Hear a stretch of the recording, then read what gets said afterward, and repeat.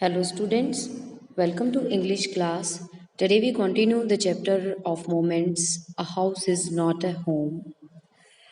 In the first part of the video, we read out that in this the author tells us how to encounter the challenges and problems of our life boldly.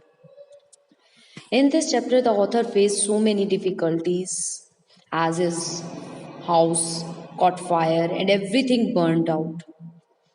He had no good clothes to wear, no house to live in. His cat was also missing. He felt depressed, was gloomy. His mother, after the fire incident of the fire, his mother forced him for school. He had to go there, but he was not happy there as he was without uniform, without school bag. बिना school bag के school में है क्योंकि सब कुछ everything was burnt out in the fire. Let's see what happened there in the school. As he walked around school like a zombie, he felt surreal and let's see what happened. When I walked through what used to be my house after school that day, ये school के बाद अपने घर वहीं पहुंचता है जहां पर कभी घर हुआ करता था उसका. I was shock to see how much damage there was. बहुत ज़्यादा नुकसान हो चुका था. Whatever hadn't burned was destroyed by the water and chemicals that had used to put out the fire, to extinguish the fire. सब कुछ लगभग जल चुका था. जो जला नहीं था वो आग बुझाने के लिए जो पानी और स्प्रे केमिकल्स वगैरह यूज किए गए थे उन सब में डैमेज हो चुका था.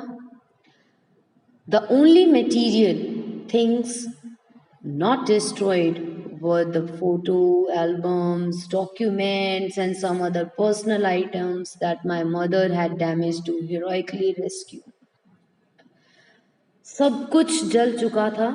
फोटो एल्बम लेकिन जो मेरी मदर लास्ट मोमेंट में जलती हुई आग में से घुस के जो निकाल कर लाई थी सिर्फ वही बचे थे और उनमें थी फोटो एल्बम्स, डॉक्यूमेंट्स और कुछ पर्सनल आइटम्स. कुछ इसके फादर के लेटर्स और उनकी पिक्चर्स थी. ये कुछ बच गया था. But my cat was gone and my heart ached for her. एक्ट मीन्स दुखी होना. मेरी बिल्ली जो थी, कैट थी, उसके बारे में भी कुछ नहीं पता चल रहा था. And I felt gloomy. There was no time to grieve. लेकिन ग्रीव मीन्स सैडनेस. दुखी होने का टाइम नहीं था वहां पे. To mourn over the things, whatever had happened with him. My mother rushed me out of the house. मेरी माँ जो है उसे बताता है कि मेरी मदर मुझे बाहर खींच कर लाई. We would have to find a place to live and I would have to go buy some clothes for school. हमें रहने के लिए भी जगह ढूंढनी थी क्योंकि उस घर पे रहा नहीं जा सकता था क्योंकि सब कुछ जल चुका था. मुझे स्कूल के लिए यूनिफॉर्म, क्लोथ्स, बुक्स और भी बहुत सारी चीज़ें जो हमें एक तरह से इन्हें लाइफ को नए सिरे से शुरू करना था. We had to borrow money from my grandparents because there were no credit cards, cash, or even any identifications to be able to withdraw money from the bank. Everything had gone up in smoke. क्योंकि पैसे निकालने के लिए ATM card वगैरह कुछ भी नहीं था. रेडी कैश भी नहीं था इनके पास. इनकी आइडेंटिफिकेशन के लिए भी सब आई कार्ड वगैरह सब कुछ जल के राख हो चुका था. इसीलिए इन्हें जो है ग्रैंड पेरेंट्स से कुछ पैसे जो हैं वो लेने पड़े. That week the rubble that used to be our house was being cleared off the lot. यहाँ पर रबल का मतलब होता है जो डेब्रीज होती हैं यानी कि मलबा. DEBRIS, debris. जितना भी वहाँ मलबा था वो सब नेक्स्ट वीक जो है उस सप्ताह सारा सब कुछ वहाँ से साफ किया गया, जो कभी उनका घर हुआ करता था। Even though we had rented an apartment nearby, वहीं पास में ही रेंट पे इन्होंने घर ले लिया था। I would go over to watch them clear away debris, सी रबल, वही मलबा। मैं अक्सर अपने घर को, जहाँ वो घर था जल चुका था जो, वहाँ जाता था। वो वहाँ किस लिए जाता था? And the hope that he would find his cat, hoping that my cat was somewhere to be found, कि वहाँ कहीं मलबे में, अगर वो मर चुकी है तो कहीं मलबे में से वो कैट निकलेगी, उसकी डेड बॉडी निकलेगी। शी वॉज गॉन, वो जा चुकी थी। ये श्योर था कि पता नहीं क्या हुआ होगा, इतनी भयंकर आग थी और वो उस टाइम पे उसके पास ही बैठी थी। It might be possible that he was burned there. I kept thinking about her as that valuable little kitten.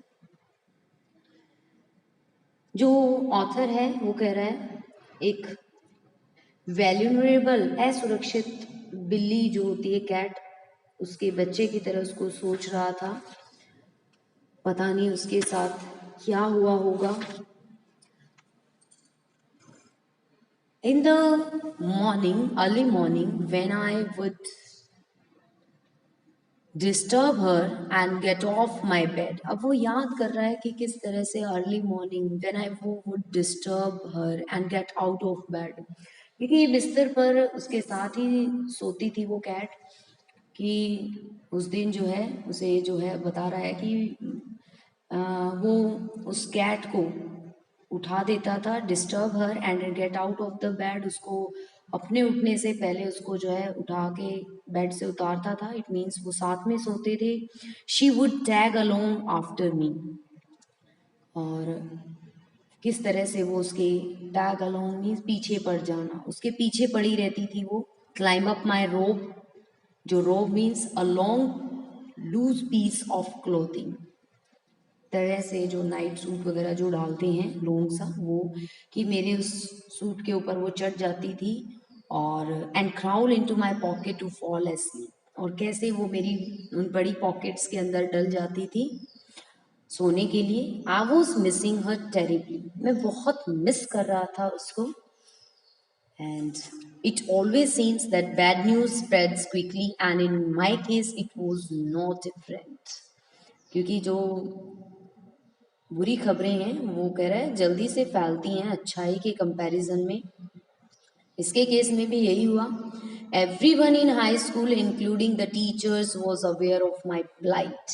Plight means bad state.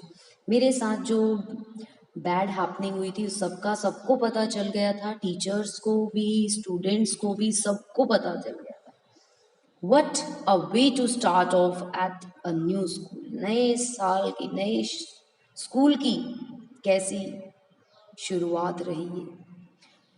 This was not the kind of attention I was looking for. अभी school में सब जो है उसको attention दे रहे थे, लेकिन attention सिर्फ इसलिए थी क्योंकि उसका घर जला, उसने सब कुछ खो दिया है। तो वो कह रहा है मुझे ऐसी अटेंशन नहीं चाहिए थी। I wanted attention but not in that way. The next day at school people were acting even more strange than usual, बड़े अजीब सा उनका व्यवहार था अगले दिन। I was getting ready for gym class at my locker, school में बता रहा है कि मैं अपने जिम क्लास के लिए अपने लॉकर के पास खड़ा था। People were milling around me asking me to hurry up, कुछ लोग आए, उन्होंने मुझे घेर लिया और मुझे जल्दी करने के लिए कहा कि जल्दी चलो क्लास के लिए। I thought it strange but in the light of past few weeks nothing would surprise me. बहुत स्ट्रेंज लगा कि जो मुझे कभी पूछते भी नहीं थे वो कैसे मेरे पास आकर मुझे बुला रहे हैं। लेकिन पिछले कुछ दिनों में ऐसी ऐसी चीज़ें हुई हैं तो मैं कुछ ज़्यादा रिएक्ट नहीं कर पाया वहाँ पर, मुझे हैरानी नहीं हुई। It almost seemed that they were trying to shove me into the gym. Then I saw why. Shove me, धकेलना, पुश करना, टू पुश। मुझे ऐसा फील हुआ जैसे वो मुझे जिम में पुश कर रहे थे। लेकिन रीज़न क्या था? मैंने जिम में पहुंचकर देखा, there was a big table set up with all kinds to stuff on it just for me. वहाँ पर टेबल के ऊपर सारी चीज़ें, बहुत सारी चीज़ें रखी हुई थी, सब मेरे लिए रखी थी। They had taken up a collection and bought me school supplies, notebooks, all kind of different clothes, jeans, tops, sweat shoes. It was like Christmas. वो तो मेरे लिए क्रिसमस हो गया था, क्योंकि उन बच्चों ने, सभी ने मिलके, टीचर्स ने, स्टूडेंट्स ने मिलके मेरे लिए जो मेरी हेल्प की थी। वहाँ पर टेबल पर कुछ नोटबुक्स रखे थे, कुछ कपड़े रखे थे, स्कूल की सप्लाईज, कुछ पेन, पेंसिल, इरेजर सब रखा हुआ था, और वो सारे गिफ्ट्स मेरे लिए थे। और मुझे लगा जैसे वो क्रिसमस हो, क्योंकि क्रिसमस पे ही प्रेजेंट दिए जाते हैं। I was overcome by emotion. मैं थोड़ा सा इमोशनल हो गया वहाँ पर। People who had never spoken to me before were coming up to me to introduce themselves. जो कभी बात भी नहीं करते थे, वो सामने से आ रहे हैं, अपने आप को इंट्रोड्यूस करवा रहे हैं। I got all kinds of invitations to their houses. मुझे उनके घरों से इन्विटेशंस मिल रहे थे, वो मुझे खाने के लिए इनवाइट कर रहे थे। Their genuine outpouring of concern really touch me. उनका जो जेन्युइन, एक वास्तविक मेरे लिए जो कंसर्न थी, जो चिंता थी, उसने मेरे दिल को छू लिया था। I was happy in that instant. I finally breathe a sigh of relief. उस क्षण, उस टाइम पे मुझे जो है एक राहत की सांस मिली, and thought for the first time that things were going to be okay. पहली बार ऐसा रियलाइज हो रहा था कि चीज़ें मेरे साथ ठीक हो रही हैं।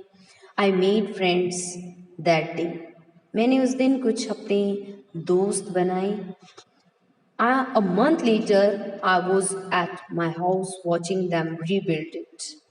एक महीने के बाद बता रहा है कि वो अपने घर में ऐसे ही बैठा था और देख रहा था कि उसका जो घर है, वो मैसन मिस्त्री वगैरह लगे हुए हैं, उसको दोबारा बना रहे हैं। But this time it was different. I wasn't alone.